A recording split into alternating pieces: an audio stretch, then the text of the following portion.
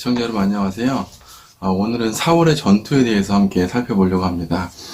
오늘 본문은 이스라엘과 블레셋의 전투 현장에서 일어난 세 가지 부류의 사람들의 행동을 서로 대비적으로 보여줍니다. 여러분과 저도 평상시에는 비슷해 보이지만 위기의 상황이 오면 갑자기 사람이 급변할 수 있습니다. 위기의 상황이 찾아와서 평상시 때 얌전하다가 갑자기 카리스마적인 힘을 가지고 공동체를 선두에 서서 이끄는 사람들이 있고, 평상시 때는 담대하다가 위기가 오면은 종이 호랑이처럼 공포와 불안에 떠는, 그래서 온몸이 마비가 되는 사람들도 있습니다. 소위 멘붕이 온다고 하죠. 그리고 위기의 때에 자기에게 돌아올 손익을 계산하면서 이리 붙었다가 저리 붙었다 하는 기회주의자, 평소에 굉장히 정직하고 성결한 척 하다가 위기가 오면은 기회주의자처럼 행동하는 사람도 있습니다. 여러분과 저는 어떤 사람입니까? 오늘 성경은 크게 세 가지 부류의 군상들을 보여주는데요. 첫 번째는 사울왕이고, 두 번째는 사울왕의 아들인 요나단이고요. 세 번째는 마지막 이스라엘 군대입니다. 오늘 앞에 본문에서 보시면 사울은 이스라엘의 첫 번째 승리를 경험한 후에 이에 만족하지 않고 자기의 원수를 다 갚을 때까지 공동체에게 아무 음식도 먹지 말라고 명령을 합니다. 여러분, 보통 같으면은 전투에 지쳤을 자기 백성들을 돌아보면서 조금은 힘을 비치게 두었다가 싸우자고 하잖아요. 근데 사울은 자기 개인적인 복수심에 휩싸여서, 또는 첫 번째 승리 후에 아주 자만에 휩싸여서 공동체를 더욱더 부하가 걸리게끔 몰아붙이는 그런 지도력, 리더십을 보여줍니다. 그런데 반면에 요나단은 그 명령과 맹세를 모르고 꿀을 손에 찍어서 먹었습니다. 이스라엘 군사가 이것이 금지된 행동이라고 말했을 때 아버지 사울의 맹세를 공격적으로 부인하고 비판합니다. 그건 잘못된 행동이다. 어떻게 백성들이 지금 전쟁을 치르고 나서 기진맥진하는데 음식을 이렇게 금지할 수가 있는가? 이건 잘못된 행동이다. 그렇게 공개적으로 비판을 합니다.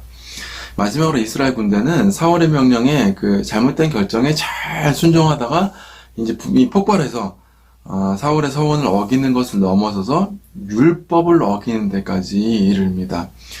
이는 군대가 탈취한 양과 소와 송아지들을 필제로 먹었습니다. 날것으로 율법을 어기는 행위죠. 다시 한번 정리해보면 사울왕은 자신의 분노와 또 개인적인 성취가 제일 중요한 사람이고, 요나단은 잘못된 명령에 항거하지만 공동체를 승리로 이끄는 사람입니다. 마지막으로 이스라엘 군대는 잘못된 결정에 의해서 희생된 사람으로 나타납니다. 성도 여러분, 우리는 하나님이 주신 권위에 순복할 수 있어야 합니다. 그러나 때로는 잘못된 결정을 내리고 그 공동체에 악영향을 끼치는 경우에는, 그러니까 어떤 지도자의 결정이 고의 공동체 전체를 피곤하게 하고 괴롭게 하고 또 하나님 명령에 반대되는 주장을 했을 때는 공동체가 그를 거부할 줄 알아야 합니다. 이제 그렇다고 해서 교회 공동체에서 무조건 목사님을 반대하고 어떤 이제 조직에서도 리더에게 무조건 반기를 드리라 그런 말씀 드리는 건 아닙니다. 또 악용될 소지가 있는 말씀이거든요. 하지만 분명히 하나님 말씀 위해가 되고 공동체에 해악을 끼치는 경우가 있을 때는 이것에 반대할 줄 알아야 합니다. 그리고 목회자는 그 결정들에 대해서, 주장들에 대해서 귀담아 들을 줄 알아야 합니다. 사울은 반대였죠. 어떤 목사님도 그런 경우 있어요. 교회를 아주 엄격하게 율법주의적으로, 굳이 그럴 필요가 없는데 사실은 개인적인 성취와 공동체의 자기의 리더십을 강화시키기 위해서 필요 이상으로 교회를 굉장히 경직된 분위기로 몰아가는 경우들이 있어요. 그리고 이제 하나님 말씀이라고, 하나님 명령이라고, 또 목회자에게 주신 하나님의 권위라고 이렇게 주장하는 경우들이 있어요. 그리고 교회 공동체가 그것에 반기를 들면은 더욱더 억압을해갖고, 그건 니네가 잘못한 거다. 그건 너네가 지금 하나님 주신 권위에 대해 순복하지 않은 너네 잘못이다라고 이렇게 책임을 전가시키는 경우가 있어요. 여러분, 그렇지가 않아요. 여러분, 사울과 같은 리더십이 되지 않기를 바랍니다. 필요 이상으로 공동체 힘을 빼는 리더가 있어요. 여러분, 전쟁이라고 하는 것은 사실은 하나님을 위한 전쟁이기도 하지만 그 공동체의 기쁨과 평화를 주기 위한 목적도 있거든요. 이 두 가지를 우리가 균형 있게 잡아야 되는 거예요. 근데 하나님을 위한다고 하면서 실제로는 자기 개인적인 성취를 위해서 일하는 사람들이 있어요. 사울처럼. 그리고 개인적인 성취를 위해서 또는 개인적인 그 분노와 보복을 위해서 안갚음을 하기 위해서 공동체를 엄격하게 관리하고 그 분노와 복수심에 동참시키는 그런 사람들이 있어요. 사울처럼.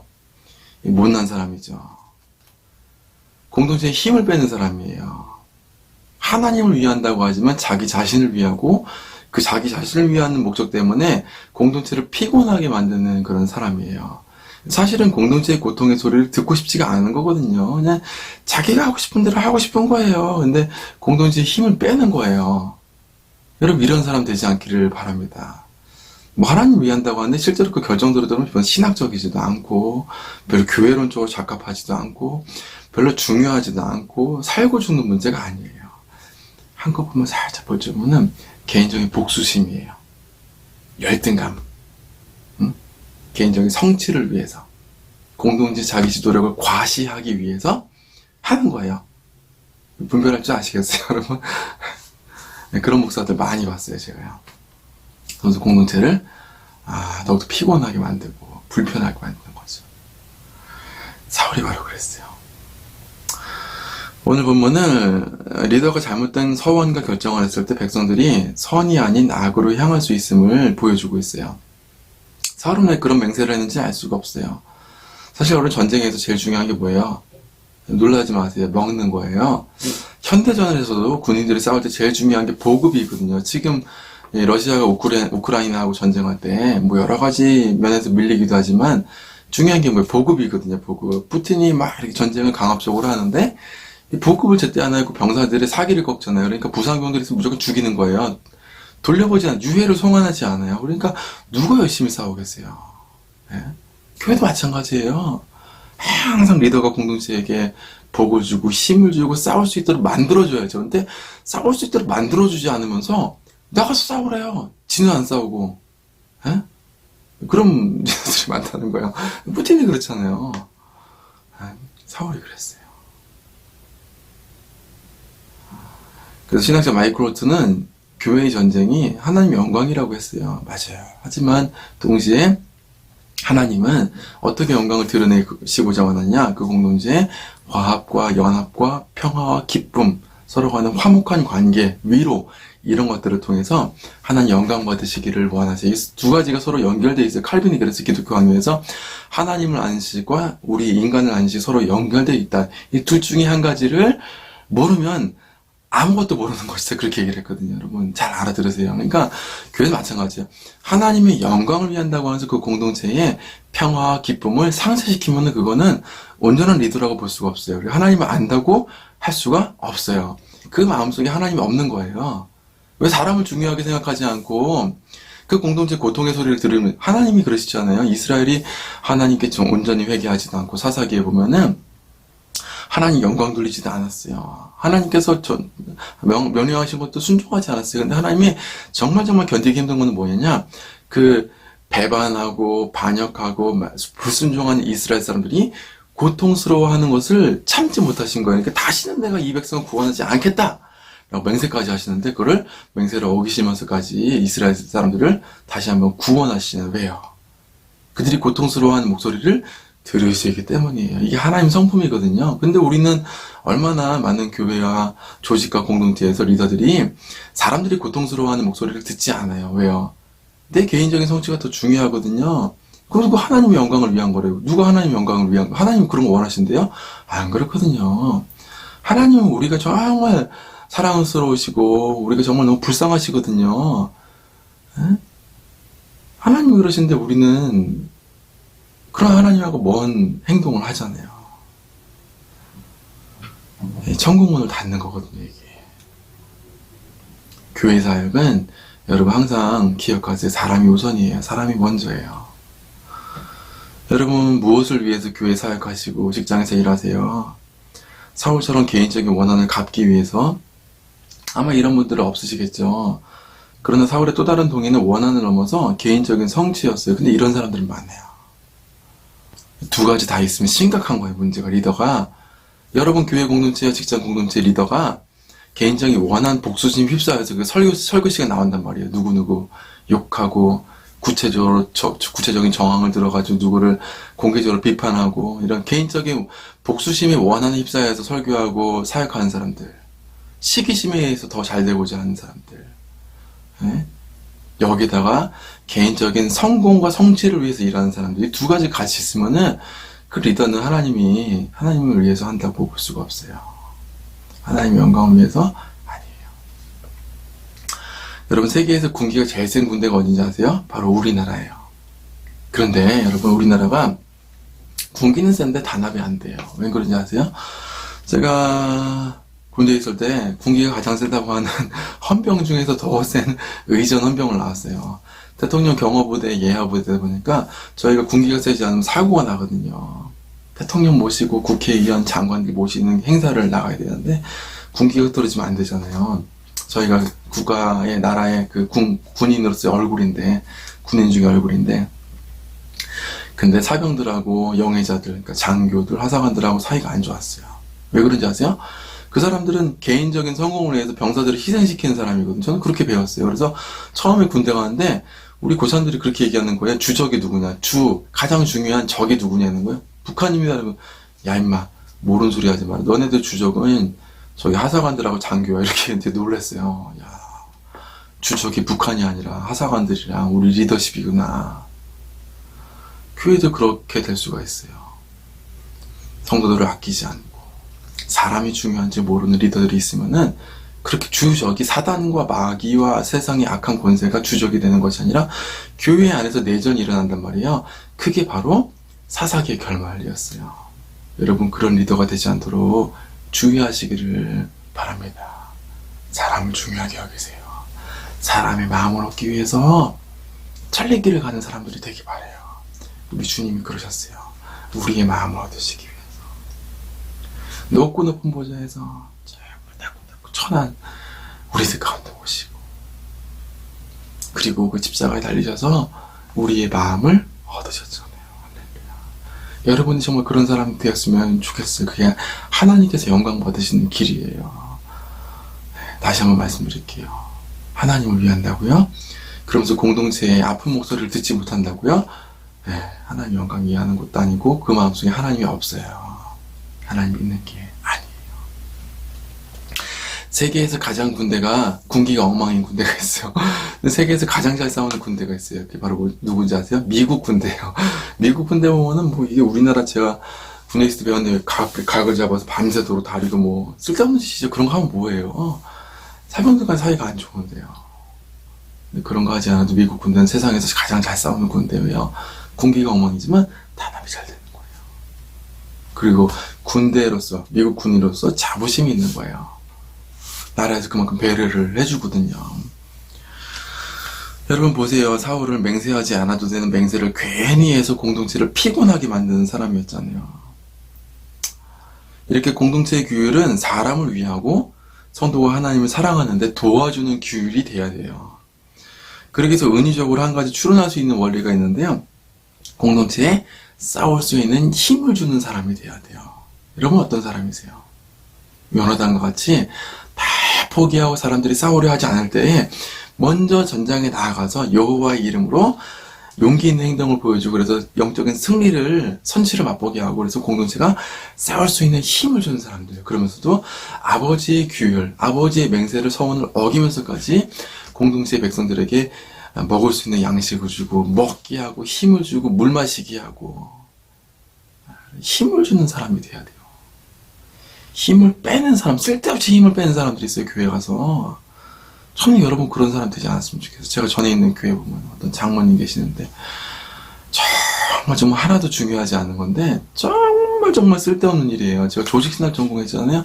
신학적으로 아무 문제되지 않고, 교회에 대해서 아무것도 모르는 분이, 쓸데없이 자기의 몇십 년 전 교회 생활한, 그것도 몇십 년 전 옛날 거예요, 구닥다리. 그런 규율을 가지고 와서 쓸데없이 그 규율을 적용하느라고. 사실은 자기 존재감을 과시하고 싶은 거죠. 근데 그렇게 함으로써 교회 공동체에 힘을 빼는 거예요. 다 일하고 싶지 않게 만드는 거예요. 1년 지나면은 그 장로님하고 같이 일한 사람들이 일 못하겠다는 거, 다 그만두고 싶다는 거예요. 제가 여러분 정말 심각한 얘기를 합니다. 공동체에 힘을 빼는 사람 되지 않았으면 좋겠어요.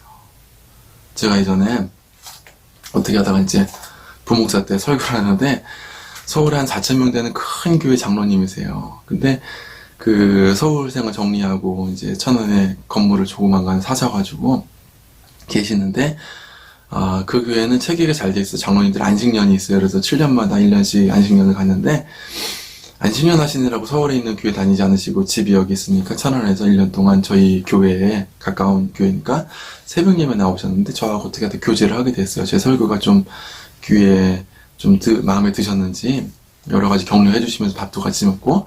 근데 그 장로님이 이제 자기 교회 얘기를 하는 거예요. 자기는 교회 장로님들 중에서 마지로서, 어른으로서 장로님들이 어떻게 행동해야 되는지를 보여주신다는 거예요. 그게 자기 밑에 있는 후배 장로들이 자기를 다 따라온대요.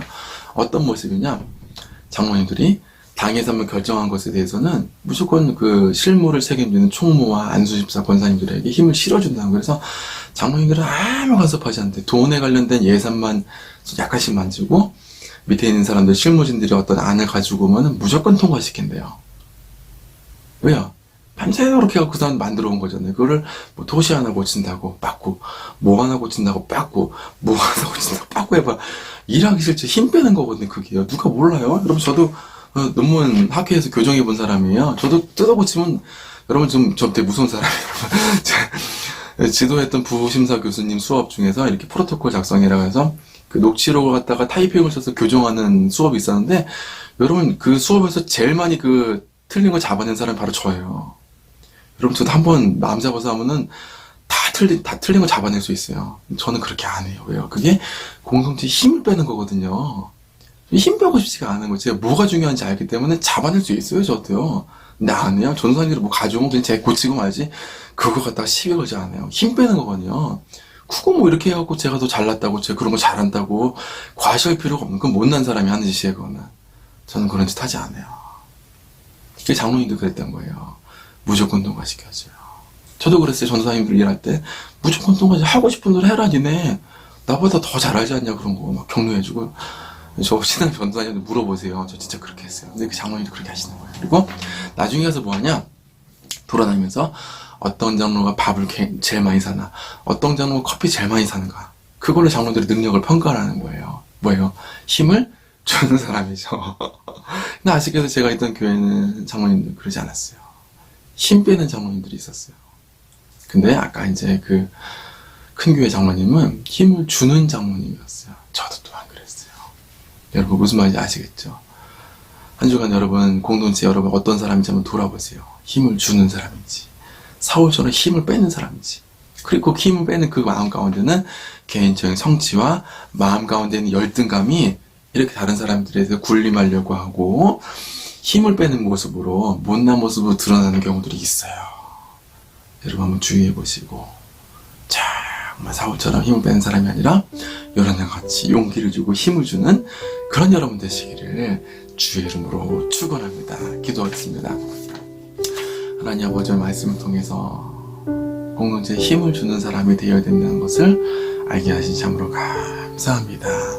아버지 하나님, 주께서 우리에게 힘을 주시고 못난 저희들을 받아주시고 정죄하지 않으시고 항상 용서하시고 긍정적이고 또한 승리할 수 있도록, 또한 순종할 수 있도록, 다시 한번 회복할 수 있도록 기회를 주시고 또 기회를 주시고 또 용납해 주시는 하나님의 은혜를 바라보면서 우리도 그런 사람 되기를 원합니다. 쓸데없이 개인적인 원한과 성취에 휩싸여서 공동체를 피곤하게 만드는 사람 되지 않도록 인도하시고, 자기의 정치적 영향력을 과시하기 위해서 사람들이 군림하기 위해서 이런 규율들을 엄격하게 왜곡시키는 사람들이 되지 않도록 인도하시고, 요나처럼 또한 우리 주님처럼 힘주고 용기를 주고 회복시키는 그런 사람 될 수 있도록 인도하여 주시옵소서.